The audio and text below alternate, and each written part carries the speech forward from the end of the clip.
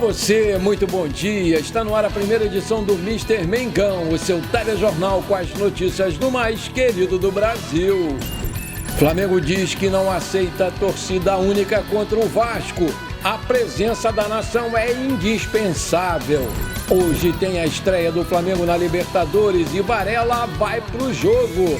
Reforços chegando no Flamengo, 98% confirmado, crava jornalista. Flamengo demite técnico campeão da Copa Libertadores Sub-20. Essas e outras você confere agora. Fica comigo até o final, porque aqui tem muito mais Flamengo pra você. O Flamengo se posicionou oficialmente sobre a tentativa do Vasco de levar o clássico da quinta rodada do Campeonato Brasileiro, marcado para o sábado, dia 19 de abril, às 18h30, horário de Brasília, para São Januário. O clube não se opôs a jogar no estádio do adversário, mas desde que haja a presença de torcedores visitantes. Em nota oficial, a diretoria rubro-negra avisou que não vai aceitar torcida única.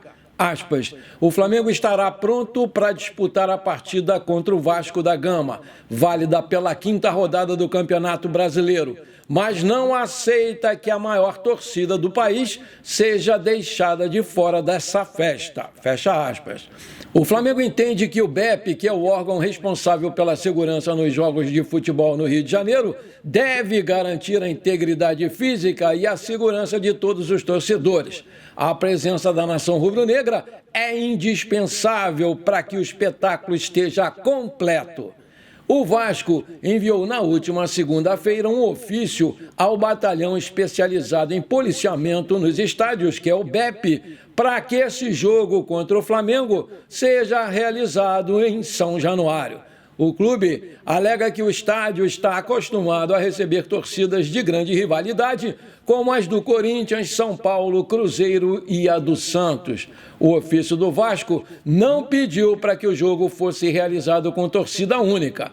No documento assinado pelo Carlos Amoedo, que é o CEO do Vasco, reitera que a partida será realizada somente com os vascaínos no estádio, caso o BEP entenda que não há possibilidade de receber as torcidas das duas equipes.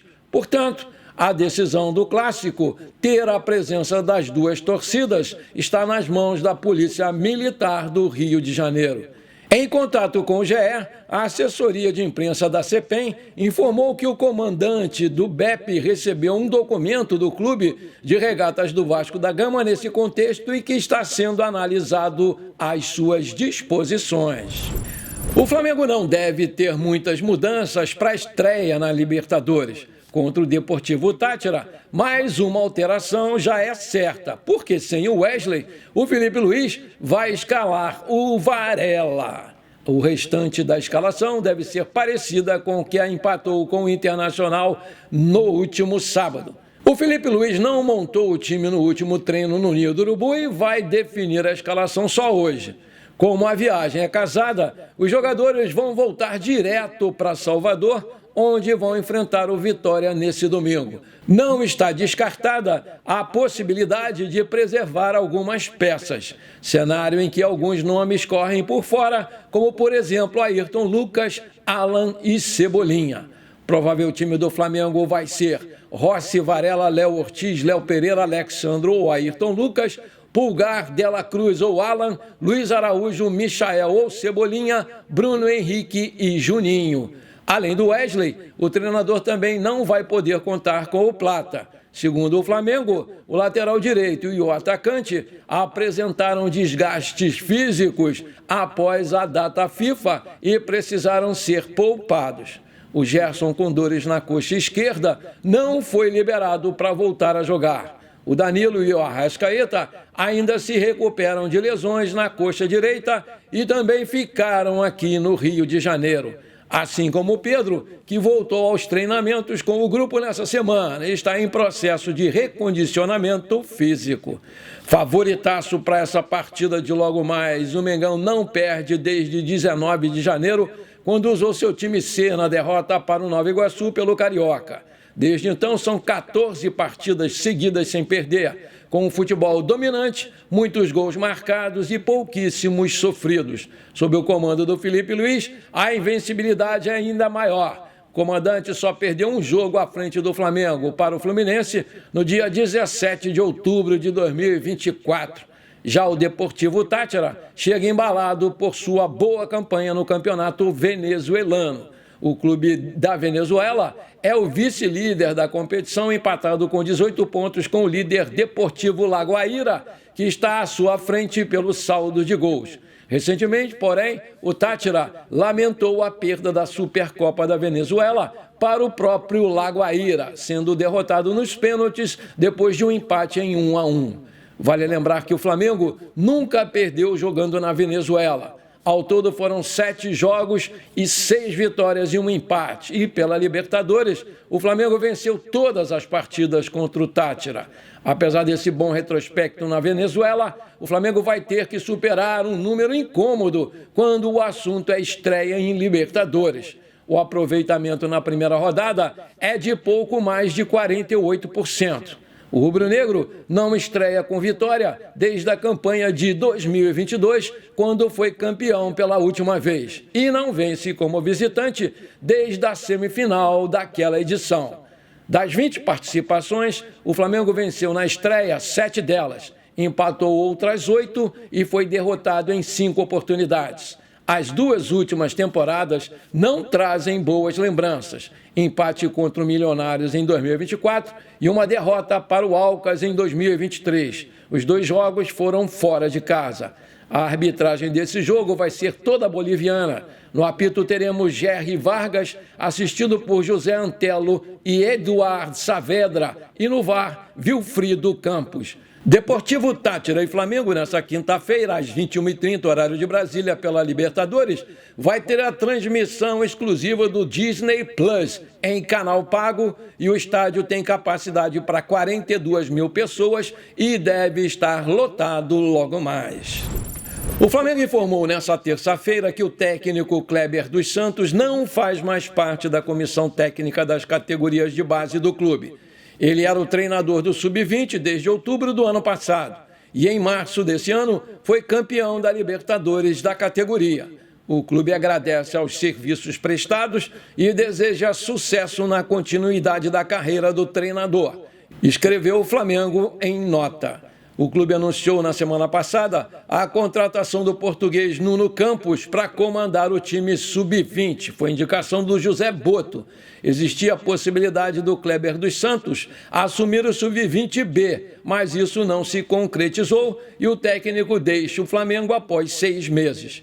Vale lembrar que o novo treinador do Sub-20, Nuno Campos, nasceu em Lisboa e trabalhou como técnico principal do Tondela e do Santa Clara, ambos de Portugal, na temporada 2021-22, mas a sua carreira decolou mesmo com auxiliar técnico, trabalhando em clubes como Roma da Itália, Porto de Portugal, Shakhtar Donetsk da Ucrânia e Toluca do México. Aí eu te pergunto, você acha que o Flamengo fez certo em demitir o Kleber dos Santos?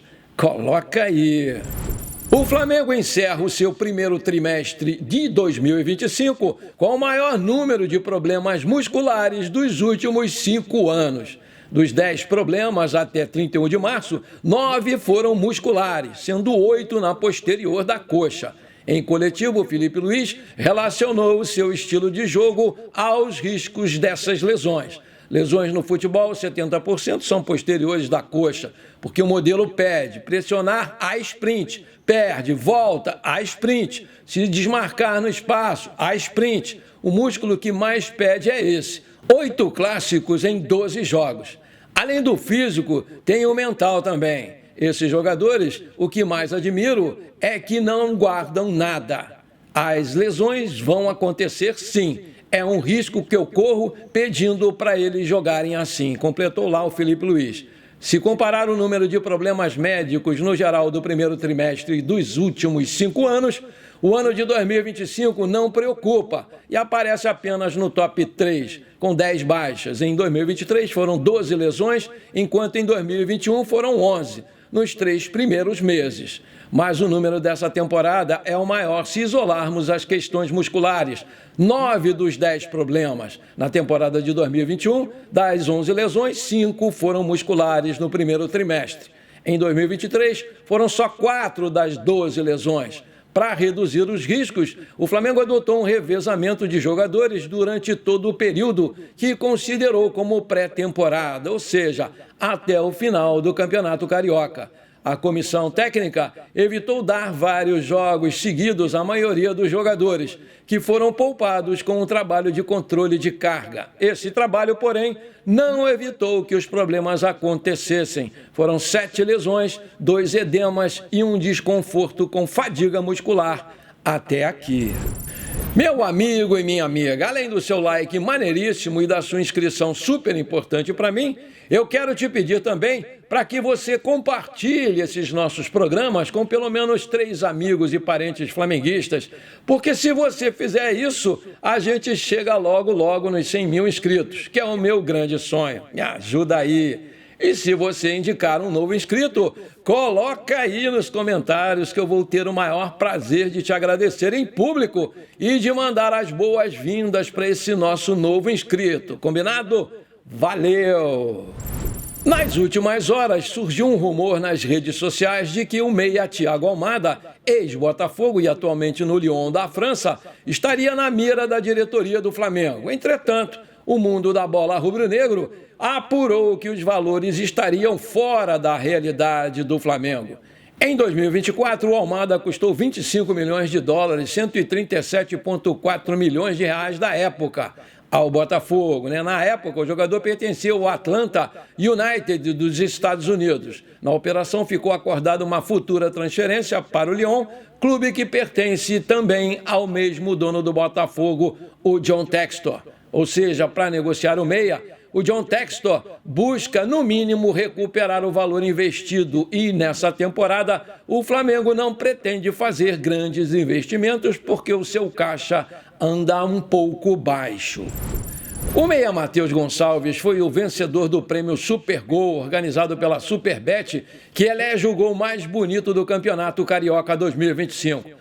O gol em questão aconteceu na partida contra o Maricá, na 11ª rodada do Campeonato Carioca, vencida pelo Mengão por 5-0. A vitória coroou o rubro-negro como o campeão da Taça Guanabara. No Campeonato Carioca, o cria do Ninho jogou em 7 partidas, apenas uma como titular. Mesmo com média de 27 minutos por jogo, o Matheus Gonçalves conseguiu contribuir, marcando 2 gols na competição. Produção, coloca aí o golaço do Matheus Gonçalves.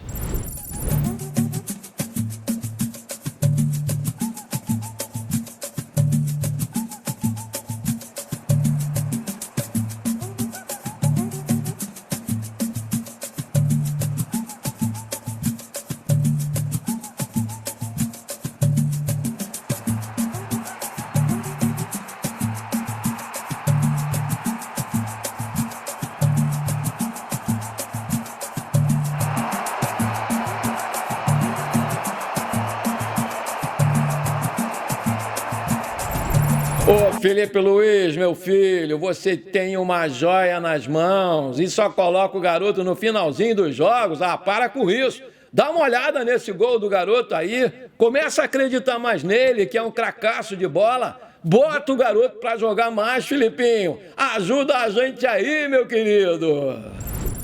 O jornalista André Rissec trouxe uma informação que animou a torcida do Flamengo durante o seu programa Seleção Sport TV. De acordo com o apresentador, a chegada do Jorginho ao Flamengo está muito perto de ser concretizada. O volante de 33 anos tem contrato com o Arsenal da Inglaterra até junho e deve desembarcar aqui na Gávea no segundo semestre.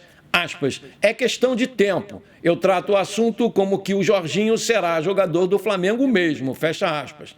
A informação que eu tenho é que não está fechado, não está sacramentado, não está assinado e não é oficial. Mas essa informação que eu tenho, desde fevereiro, é que ele só não veio antes porque o Arsenal não tinha condições de inscrever um outro jogador para o seu lugar, disse lá o Rissec. Por fim, o jornalista afirmou que a chance do acordo acontecer é de 98%. Flamengo sonha em contar com o Jorginho no início de junho, já para a disputa do Mundial de Clubes. Todavia, para que isso aconteça, o Jorginho precisaria ser liberado pelos ingleses ainda no mês de maio. Ele quer, o Flamengo quer, o acerto financeiro não será problema. Trato como 98% certo de que o Jorginho vai sim defender o Flamengo na próxima temporada, finalizou o jornalista. Ô Rissec, eu tô torcendo que você esteja com a razão, porque ninguém aguenta mais essa novela de Jorginho. Pelo amor dos meus filhinhos, já dizia o meu querido Silvio Luiz, que Deus o tenha. Bom, por enquanto foi isso, eu espero que você tenha gostado do nosso programa. Muito obrigado por você ter ficado comigo até aqui. Um grande abraço e bora ser feliz. Pra cima deles hoje, Mengão, 2-0, tá bom. Coloca o teu placar aí que eu quero saber.